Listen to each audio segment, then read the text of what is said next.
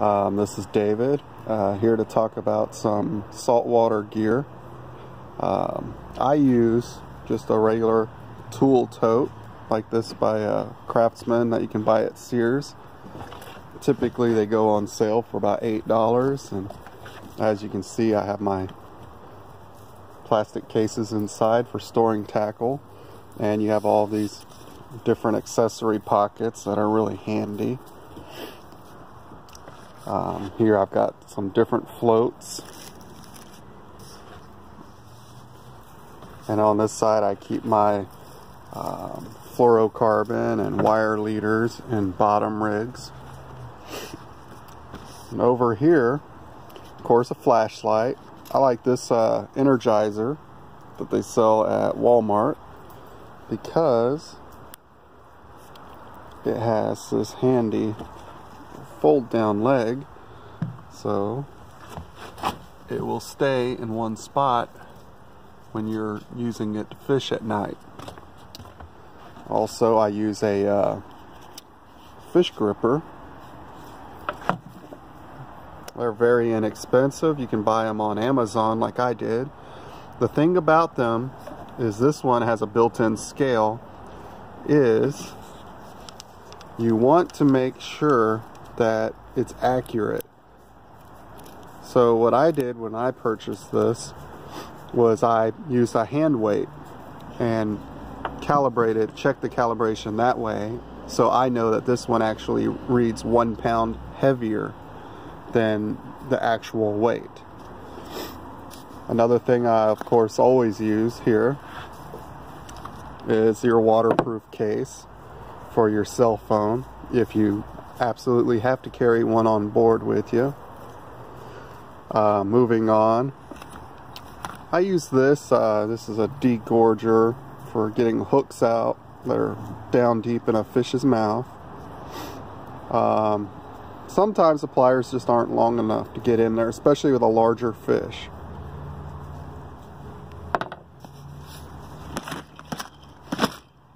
And of course we have some floating Berkley fishing pliers. If you're going to use pliers, it's best to use some that float because things happen, especially in my case when I fish at night. These are only like $15 at Bass Pro. They'll cut wire, they'll cut braid, as well as mono. Of course, just your standard fishing knife here. And my first box, of course, I have just various hooks and sinkers. Just basic stuff you might need. In particular, split rings, various treble hooks, and these are single hooks, and you'll notice the eye, instead of facing this way like a traditional hook, it's laying flat. That's so that you can use it on a topwater plug, and I'll talk about that in just a moment. It smells like pine here. Okay, and this is my lures box here. Of course, I have my Johnson silver minnows, gold, pretty much exclusively for redfish. I like the larger spoons myself, and then I also have them in silver. The silver ones I've found do really well if you pitch them off into the channel in the bay. Sail cats love them. As far as my topwater plugs, anything by Miro Lure is always great, and of course Zara. I use a Zara Spook Juniors like this. We've got another one right here. And you'll notice on this one, it was actually bone colored, and then I just use just different nail polishes to add a little color to it or touch it up. You'll also notice that the hooks are no longer trebles. They are in fact the owner brand single hooks made specifically for this purpose. I also upgrade the split rings to 40, 60 or 80 pound split rings, because in the past I have had them busted off by fish. Here we have the various Muro lures. They have the she dog, the he dog. The top dog is the larger of the group right here.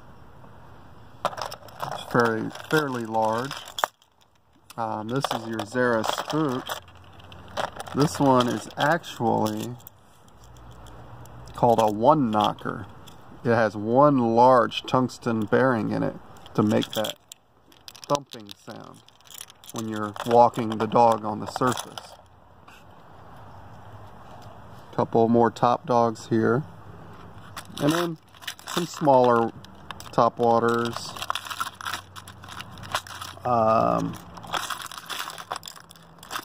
This is a Yozuri glass minnow, and this is a suspending plug. It'll actually sit below the surface and almost suspend, and you can pitch this into areas in the middle of the water column. It works really well when you're sight casting to fish.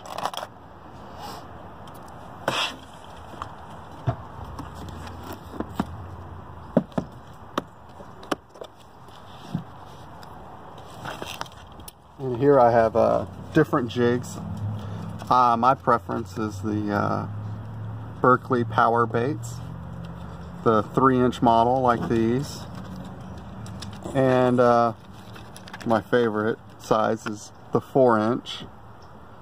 This works really well for redfish, trout, and large flounder. I have those in various shades and colors. And this is something new for me this year. This is the Live Target swimming bait. And when you pull it through the water, it paddles its tail, and of course looks very realistic. So I'm looking forward to giving this one a try. And they have a mullet as well, but it keeps going out of stock, so I'm gonna have to purchase that online. And of course I've got these other different models of power baits that I'll sometimes troll behind me when I'm casting plugs in front or sight casting. Especially if I see something in a school of bait fish, I might slide a big jig head on one of these and toss them in there. And the fish seem to like the action of the tail when these are falling.